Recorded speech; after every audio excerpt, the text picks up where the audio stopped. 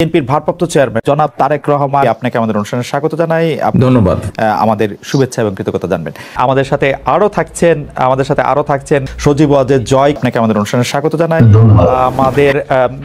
আমি প্রথম প্রশ্ন নিয়ে একটু সজীব ওয়াজেদ জয় আপনার কাছে আসতে চাই। আমাদের প্রথম যে প্রশ্ন সেটি হচ্ছে যে আমরা দেখেছি যে 5ই আগস্টে ক্ষমতার পট পরিবর্তনের পরে শেখ হাসিনা পালিয়ে যাওয়ার পরে তিনি ভার্চুয়ালি একটি জায়গায় তারপর দিনই ভার্চুয়াল বক্তব্য দিয়েছিলেন, বিভিন্ন অনুষ্ঠানে অনলাইনে সক্রিয় থাকছেন, বক্তৃতা দিচ্ছেন। দেশের পক্ষ থেকে এই দাবি আছে তাকে দেশে আসার, দেশে ফেরা উচিত, মানে সে সময়টা কখন হতে পারে? ওনার উদ্দেশ্য হচ্ছে অতি শীঘ্রই বাংলাদেশে ফিরে যাওয়া, রাজনীতি করার জন্য তিনি চান বাংলাদেশে ফিরে যেতে। এখন যেহেতু আমাদের দলকে আবার সংগঠিত করতে হচ্ছে, এটা তিনি করছেন। তিনি ভালো আছেন, তিনি এখন দিল্লিতে আছেন, আমার বোন ওনার কাছে আছেন, আমার বোন তো দিল্লিতে থাকেন। তিনি ভালো আছেন, তবে অবশ্য ওনার খুবই মন খারাপ, তিনি খুবই দুঃখিত যে দেশের জন্য ওনার বাবা জান দিয়েছেন, আমার পুরো পরিবার জান দিয়ে হারিয়েছে, যে দেশের জন্য তিনি জেল খেটেছেন, এত পরিশ্রম করেছেন, এত উন্নয়ন করেছেন, সেই দেশের মানুষ তাকে এইভাবে অপমান করে বের করে দেবে, তার উপর আক্রমণ করতে যাবে, এটা আমরা কেউ কল্পনা করতে পারিনি। এটা তো আপনার একটা তারা যে দাবি করছে যে এটা গণতান্ত্রিক আন্দোলন, এই মানুষ হত্যা করা, পুলিশের উপর হামলা করা, প্রধানমন্ত্রীর উপর হামলা করা, প্রধানমন্ত্রীর বাড়ির উপর হামলা করা, যা সবকিছু জ্বালাও পোড়া করা, লুটপাট করা, এটা তো কোনো আন্দোলন নয়, এটা তো হচ্ছে মব, এটা তো হচ্ছে সন্ত্রাস, জঙ্গি। বর্তমানে তো আপনারা দেখতে পাচ্ছেন যে এখন তো বাংলাদেশে যেভাবে সংঘর্ষ চলছে, জ্বালাও পোড়াও চলছে, তখন আপনার এটা শুরু হয়ে গেছিল এবং তারা সিদ্ধান্ত দিয়েছিল যে তারা গণভবনকে হামলা করবে। তখন তিনি কিন্তু দেশ ছাড়তে চাননি। আমরা পরিবার থেকে তখন ওনাকে কনভিন্স করলাম যে না, এরা শুধু প্রটেস্টার না, এরা তোমাকে হত্যা করে ফেলবে, তো তোমার দেশ ছেড়ে যেতেই হবে। সরকার পতন হওয়ার আগে থেকে আওয়ামী লীগের নেতা কর্মীর উপর বিভিন্ন জায়গায়, ঢাকার বাইরে এবং ঢাকার ভিতরেও হামলা চলছিল, তাদের কয়েকজনকে হত্যা করা হয়েছে। তো এখানে যে শুধুমাত্র সরকারের দোষ দেওয়া হয়, আওয়ামী লীগের দোষ দেওয়া হয়, সেটা ঠিক না। এখন তো দেখা যাচ্ছে আওয়ামী লীগ নাই বা আওয়ামী লীগ সরকার নেই, তবে নির্যাতন তো চলছে। আমাদের সকল মন্ত্রীদের বাসা জ্বালিয়ে দেওয়া হয়েছে, বঙ্গবন্ধু মিউজিয়াম পর্যন্ত জ্বালিয়ে দেওয়া হয়েছে, যেখানে জাতির জনক বঙ্গবন্ধু এবং আমার পুরো পরিবারকে হত্যা করা হয়, যেটা একটা মিউজিয়াম ছিল, সেটাকে তারা পুড়িয়ে ফেলেছে। আমাদের নেতাকর্মী কয়েকজন এমপি মারা গিয়েছেন, অনেক নেতাকর্মীকে হত্যা করা হয়েছে। আর আমি শুনতে পাচ্ছি যে হিন্দুদের উপর আক্রমণ হয়েছে, কিছু মন্দির পুড়িয়ে দেওয়া হয়েছে। তো এই সংঘর্ষ তো আগে থেকেই শুরু হয়ে গেছিল, এটা তো এখন তো আমাদের সরকারের দায়ী নাই, আমাদের আওয়ামী লীগ তো এখন আর এই সংঘর্ষের জন্য দায়ী না।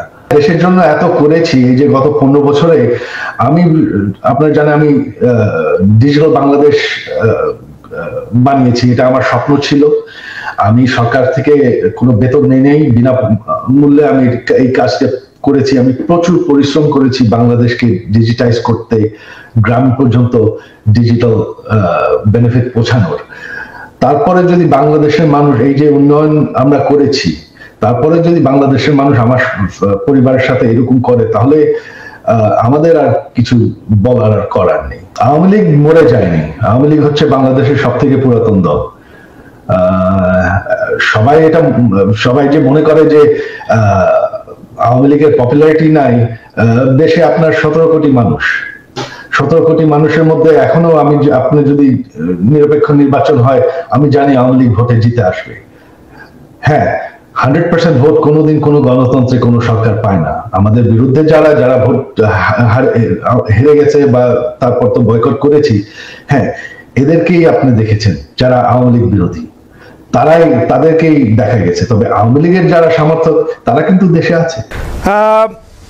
আরেকটি ব্যাপার সেটি হচ্ছে আমার আগেকার প্রশ্নের সাথে সম্পর্কিত, যে গণ অভ্যুত্থানের মুখে শেখ হাসিনার দেশ ছেড়ে পলায়ন, আওয়ামী লীগের নিষ্ক্রিয়তা, এক ধরনের মানে আওয়ামী লীগ দেশের রাজনৈতিক প্রেক্ষাপট থেকে বাদ হয়ে গেছে, কেউ কেউ আমাদের মিডিয়ার ভাষায় কেউ কেউ বলছেন যে একটা -1 হয়ে গেছে।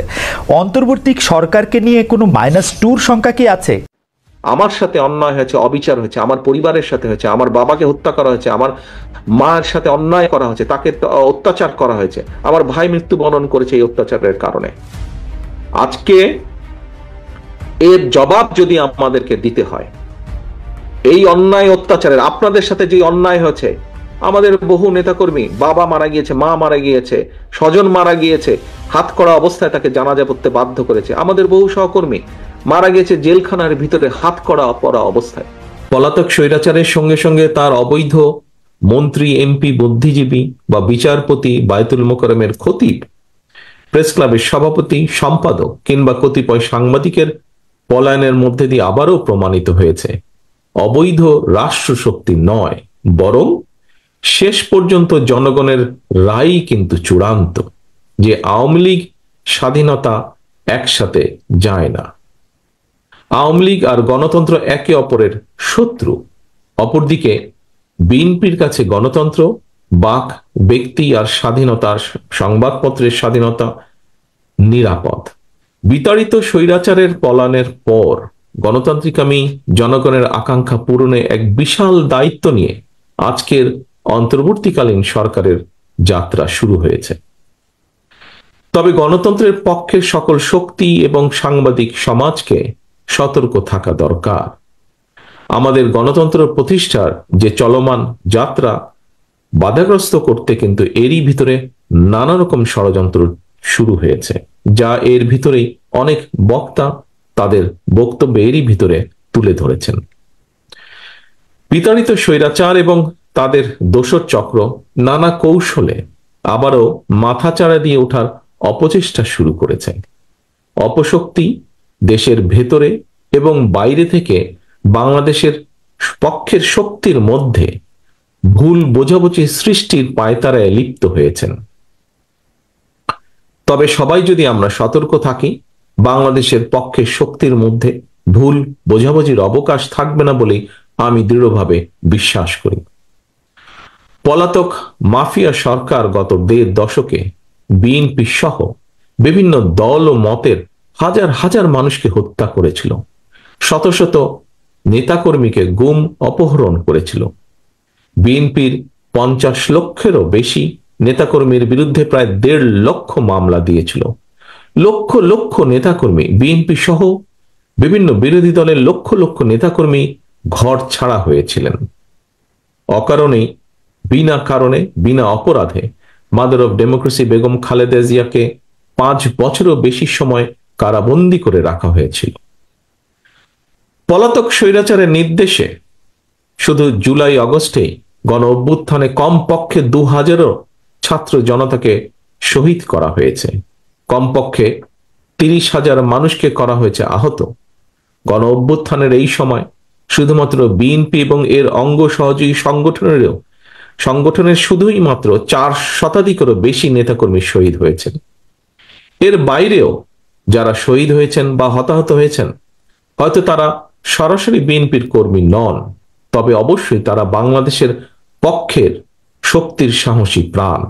তারা ছিলেন আমাদেরই কারো সন্তান, আমার, আপনার, আমাদেরই কারো ভাই, কারো বন্ধু, কারো সহকর্মী কিংবা স্বজন। এমন হাজারো হতাহত ছাত্র জনতার আত্মত্যাগের বন্ধনে বাংলাদেশের পক্ষের শক্তির মধ্যে জাতীয় ঐক্য গড়ে উঠেছে। সুতরাং আমরা যারা বেঁচে আছি, শহীদদের আকাঙ্ক্ষার একটি গণতান্ত্রিক, মানবিক, বৈষম্যহীন বাংলাদেশ প্রতিষ্ঠার মাধ্যমে শহীদদের রক্তের ঋণ পরিশোধ করা আমাদের দায়িত্ব। একই সঙ্গে পলাতক স্বৈরাচার আর তার দোসররা যাতে রাজনীতিতে পুনর্বাসিত হতে না পারে, সেই ব্যবস্থা গ্রহণ করাও কিন্তু আমাদের কর্তব্য। এজন্যই যথাযথ আইনগত এবং রাজনৈতিক পদক্ষেপ নেওয়া প্রয়োজন বলে আমরা মনে করি। পলাতক মাফিয়া খুনিদের পুনর্বাসন ঠেকাতে তাদেরকে একদিকে আদালতে বিচারের মুখোমুখি করা প্রয়োজন, অপরদিকে তাদেরকে অবশ্যই জনগণের আদালতের রাজনৈতিক বিচারে প্রত্যাখ্যাত হওয়ার পরিস্থিতিতেও ফেলতে হবে। যদি এই দুয়ের সমন্বয় ঘটাতে পারি আমি দৃঢ়ভাবে বিশ্বাস করি গণবিরোধী বিতাড়িত অপশক্তি বাংলাদেশের রাজনীতিতে আর মাথা তুলে দাঁড়াতে সক্ষম হবে না। খুনি, লুটেরা, মাফিয়া এবং স্বৈরাচারী রাজনৈতিক অপশক্তিকে বাংলাদেশের রাজনীতিতে অপ্রাসঙ্গিক করে দিতে হলে জনগণের রাজনৈতিক ক্ষমতায়ন প্রয়োজন। ভোটের অধিকার প্রয়োগের সুযোগ পেলেই জনগণ তাদের রাজনৈতিক ক্ষমতা প্রয়োগ করে গণহত্যা